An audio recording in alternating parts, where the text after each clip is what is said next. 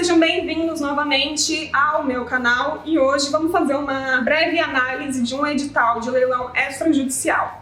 Bora lá! Primeira coisa que a gente tem que ver aqui é que é um leilão somente eletrônico, tá lá no começo. Então a gente já sabe que não é um leilão híbrido, não é um leilão presencial, é um leilão eletrônico. Aqui a gente tem o nome do leiloeiro, o número dele na Jusesp ou na Juscema, então você vai pesquisar esse número aqui na Junta Comercial do Estado. A gente tem o nome da devedora fiduciária e o local da realização do leilão. E aqui novamente ele fala que é um leilão online e será feito na plataforma do leiloeiro. Embaixo a gente tem a descrição do imóvel, é bom a gente verificar se essa descrição é a mesma que está no site, no edital e na matrícula. Se for diferente, você já pode excluir esse leilão, porque isso vai ter um problema futuro. Importante a gente observar aqui embaixo que o imóvel está ocupado e do lado está escrito desocupação por conta do adquirente. O que isso quer dizer? Que se você fizer essa arrematação, não conseguir fazer um acordo para desocupação, você vai ter despesa com o advogado para fazer a ação de emissão na posse. Embaixo a gente tem a data e valores dos leilões. No primeiro, tem a primeira data e o valor, no segundo, a segunda data e o segundo valor. Condições de pagamento à vista, mais uma comissão de 5% do leiloeiro. Essa comissão é por fora, ela é acrescida,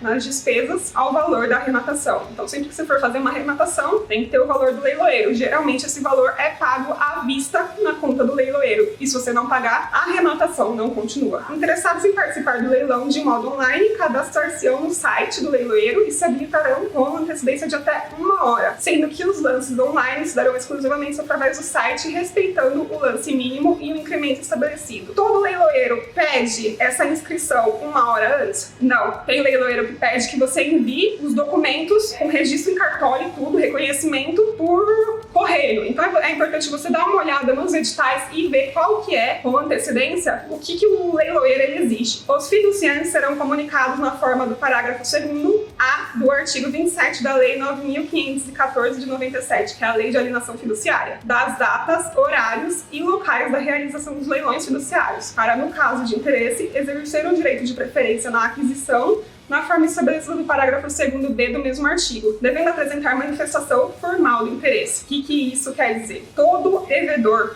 fiduciário, ele tem o direito de preferência no leilão. Ele tem que ser intimado do dia e horário do leilão, porque caso ele tenha interesse na mesma condição dos outros arrematantes, ele tem o direito de preferência na arrematação. Para você entender a importância desse artigo, o devedor fiduciário ele tem o direito de ser intimado e se ele conseguir provar que não foi, ele pode anular esse leilão. É bom você sempre pedir para o leiloeiro a comprovante de que ele enviou essa intimação para o devedor. Alguns leiloeiros não entregam essa informação antes, mas ele pode te informar se foi feito ou não. E se você fizer a arrematação, já pega esse documento que você vai poder utilizar isso na hora de fazer a emissão na posse. É muito importante. Correrão por conta do arrematante todas as despesas, inclusive foro e laudênio, se for o caso, relativa à transferência do imóvel arrematado. O que isso quer dizer? Você vai ter que pagar ITBI e todas as despesas do cartório do seu bolso. Então é uma despesa a mais que você vai ter com a arrematação, mas isso é normal, tá? Até mesmo na compra e venda, você que tem que fazer o pagamento de ITBI e da documentação no cartório. Na forma do disposto no artigo 448 do Código Civil, o vendedor se responsabiliza por eventual evicção, somente até o valor recebido a título de arremate, excluídas quaisquer perdas. O que é um direito de evicção? É a perda de um bem por ordem judicial ou administrativa em razão de um motivo jurídico anterior à sua aquisição. Então, o que esse parágrafo aqui está querendo dizer? Lembra que a gente falou que o devedor fiduciário ele tem o direito de ser intimado do primeiro e do segundo leilão? Se ele entrar na justiça e comprovar que ele não foi intimado, ele consegue pedir a anulação desse leilão. Então, você que fez a arrematação daquele imóvel, você pode perder aquele bem. E o que o banco está falando aqui? O banco está falando que ele responde pelo direito de evicção até o valor da arrematação. Ou seja, caso você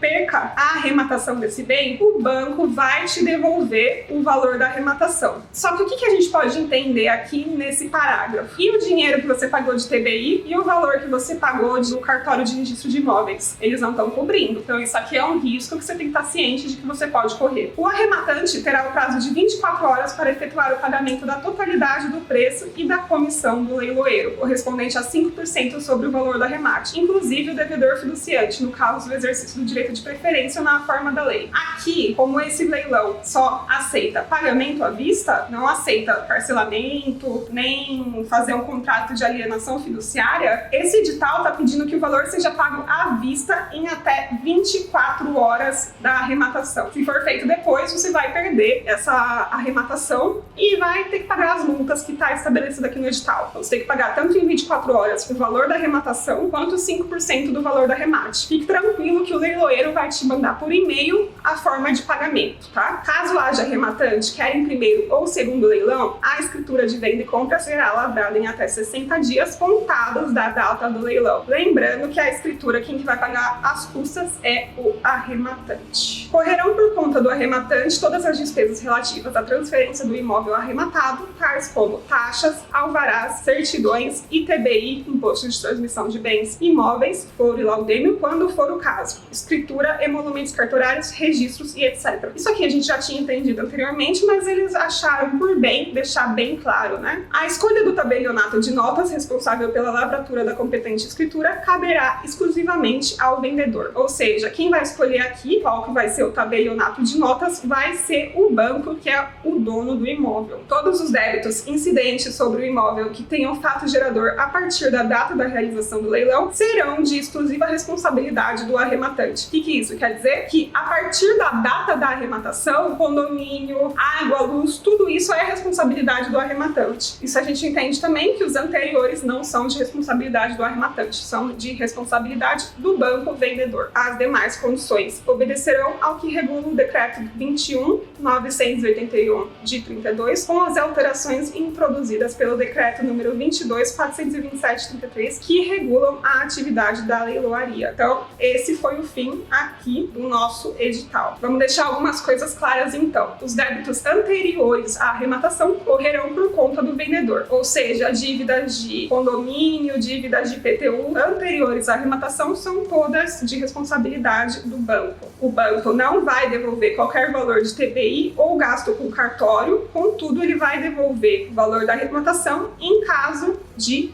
direito de evicção decorrente de ação judicial. A forma de pagamento aqui, lembrando, pelo nosso edital é apenas à vista. Você vai fazer também uma pesquisa para ver se tem algum processo judicial incidente sobre esse leilão. Mas esse leilão, ele não é judicial. Por que teria algum processo? Pode ser que a devedora fiduciária já entrou com alguma ação tentando impedir esse leilão. Então é importante você fazer essa pesquisa de processos incidentes sobre aquele imóvel. Pesquisa também quem que é o leiloeiro, se ele está devidamente inscrito na junta comercial, e basicamente é isso. É assim que você faz uma análise de leilão extrajudicial. Aliás, uma análise do edital de um leilão extrajudicial. Se você gostou, deixa o like, se inscreve aqui no canal, deixa um comentário se você quiser e se inscreve. Tchau, tchau!